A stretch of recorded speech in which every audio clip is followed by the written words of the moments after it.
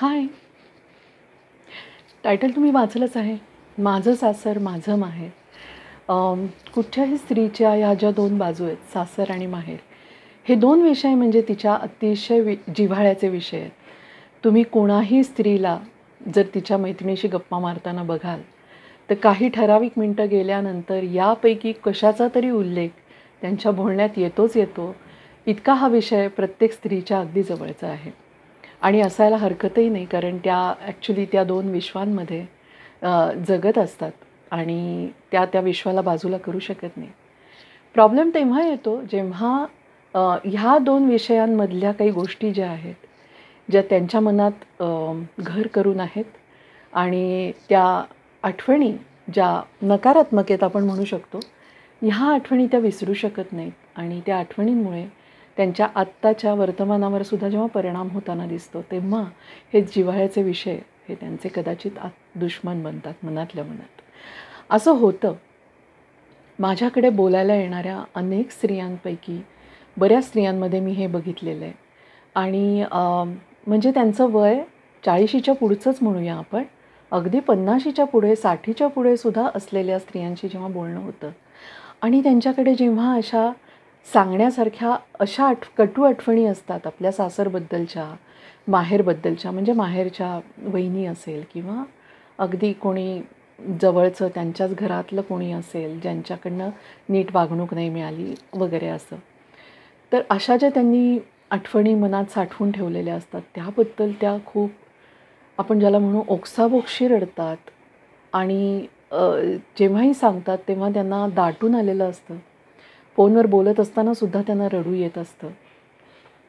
हे सगळं बघून खरंच खूप वाईट वाटतं, कारण ज्या वयाच्या टप्प्यावर आत्ता त्या आहेत त्यांनी हे विचार, आपलं सासरी कोण कसं वागलं, नणंद असेल, जाऊ असेल, सासू असेल, ह्याचे पडसाद किंवा ह्या सगळ्या नकारात्मक आठवणी आपल्यासोबत आपल्या आयुष्यात किती वर्ष ठेवायच्या, हा कुठेतरी एक निर्णय घ्यावा लागतो. कारण बघा, ह्या स्त्रियांनासुद्धा आता त्यांची मुलं आहेत, त्यांची मुलं मोठी होत आहेत.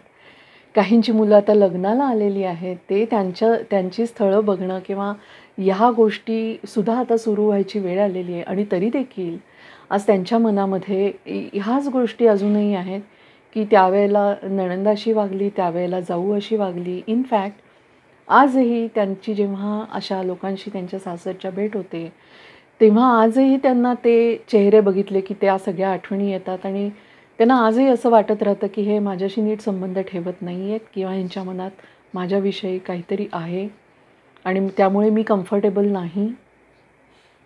तर हे जे सगळे विषय आहेत आणि हे जे सगळं मनात आपण साठवून ठेवतो, ह्याचा कुठेतरी निचरा होणं फार फार गरजेचं आहे.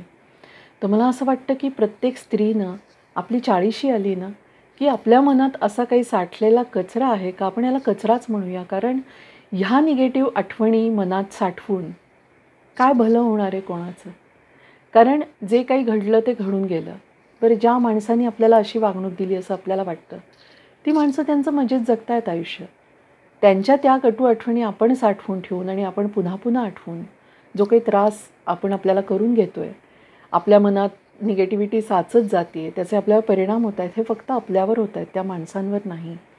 तर त्यामुळे ह्या आठवणींचा निचरा करायला कुठेतरी शिकलं पाहिजे आणि मला असं वाटतं 40शी हा टप्पा मानूया, कारण त्यानंतरचं जे आयुष्य आहे ना, ते स्त्रीचं मला असं वाटतं की आपल्या स्वतःच्या विकासाकडे तिचं लक्ष असलं पाहिजे. म्हणजे येस, काही काळापर्यंत तुमचं सासर, माहेर, मग त्याच्यामध्ये होणाऱ्या छोट्या मोठ्या कुरबुरी, भांडणं, ह्या सगळ्या आठवणी मनात साठणं, त्याचे त्रास होणं, हे एक वेळ समजून घेता येऊ शकतं जेव्हा तुमची मुलं छोट्याची मोठी होत असतात आणि त्यावेळेला वारंवार असे संघर्ष होऊ शकतात, त्या माणसांशी असे संबंध येत असतात.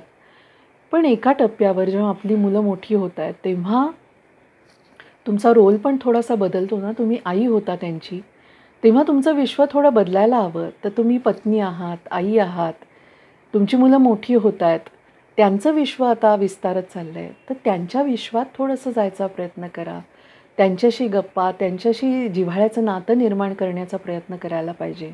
हे सगळं सोडून आपण आपल्याच कोशात राहून आपल्या माहेरच्या, सासरच्या कटू आठवणी पुन्हा पुन्हा लिटरली दळून आपल्याला खरंच काय मिळणार आहे आणि नाहीच मिळत काही. आणि याचा परिणाम हा होतो की आपल्याला असं वाटतं की नाही, मी 2-4च आठवणी साठवल्या किंवा माझं या 3-4च माणसांशी पटत नाही. पण तसं नसतं. तुमच्या मनात एकदा अशा टाईपचा कचरा साठायला लागला की तुमचं इतर सगळ्यांशीच वागणं हळूहळू बदलायला लागतं. तुमचा स्वभाव बदलायला लागतो. इतकंच काय, तुमची जगाकडे पाहण्याची दृष्टी बदलायला लागते. नवीन अनुभव घेत असताना ते अनुभवांकडे बघण्याची दृष्टी बदलायला लागते आणि ओव्हरऑल तुम्ही एक नकारात्मक पर्सन घडू शकता. कारण तुमच्या मनामध्ये जे काही आहे ते इतकं स्ट्राँग आहे. ती निगेटिव्हिटी एवढी स्ट्राँग आहे की ती तुमच्या सगळ्या बाकीच्या नात्यांवर, तुमच्या कामांवर, तुमच्या जिव्हाळ्याच्या संबंधांवर फार अफेक्ट करायला लागते. आणि बऱ्याच बायकांचं तर हे पण होतं की त्यापायी त्या आजही त्यांच्या नवऱ्याशी भांडत असतात की तुझ्या ह्यांनी असं केलं, तुझ्या त्यांनी असं केलं. तर बिचाऱ्या त्या नवऱ्याचा कधी-कधी दोषही नसतो किंवा त्याचं असं होतं की मी कोणाला बोलू. ते पण जवळचे असतात, बायको पण जवळची असते, त्यामुळे त्यांना कुठेतरी बोलायला अडचण असते.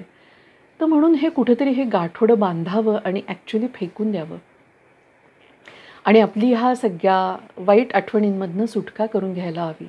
असं प्रत्येक बाईंनी जर ठरवलं तर ती हे नक्की करू शकते. कारण मी पाहते आहे की इतक्या 60 वगैरे वयापर्यंत जेव्हा तुमच्या याच आठवणी पकडलेल्या असतात, तेव्हा त्यानंतर तुमचं आपल्या स्वतःच्या विकासाकडे, आपल्या तब्येतीकडे इतकं दुर्लक्ष झालेलं असतं किंवा इव्हन त्यांच्या स्वतःच्या मुलांशी संबंध जे आहेत जोडायचे, त्यावरही इतका परिणाम झालेला असतो. मुलं त्यांच्या हातातनं निघून जात असतात. मुलांचे आणि त्यांचे जिव्हाळ्याचे संबंध तुटत असतात. नवरा कुठेतरी दूर झालेला असतो. कारण त्याला पण यासारख्या कटकटी ऐकून कंटाळा आलेला असतो.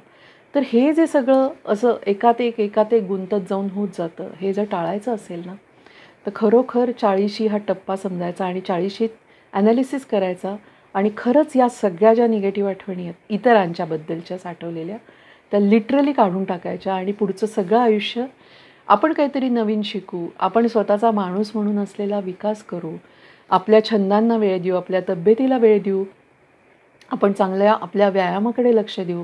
कारण आता आपलं पण एक वेगळं आयुष्य असणार आहे. 40शी नंतर आपण पण कोणीतरी व्यक्ती म्हणून आहोत. त्याबद्दलचे काही विचारावेत, नवीन काहीतरी शिकायला हवं, जगाकडे नवीन तऱ्हेने बघायला हवं.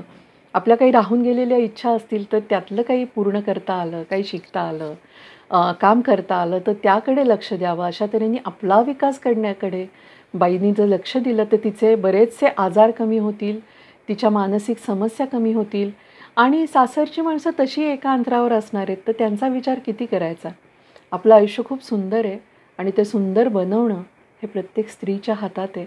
तिनं ते जरूर करायला हवं आणि या सगळ्या वाईट आठवणींना सासर माहेरच्या तिलांजलीच द्यायला हवी. तर हा होता माझा आजचा विषय. कसा वाटला मला सांगा. मी इथेच थांबते आहे. बाय.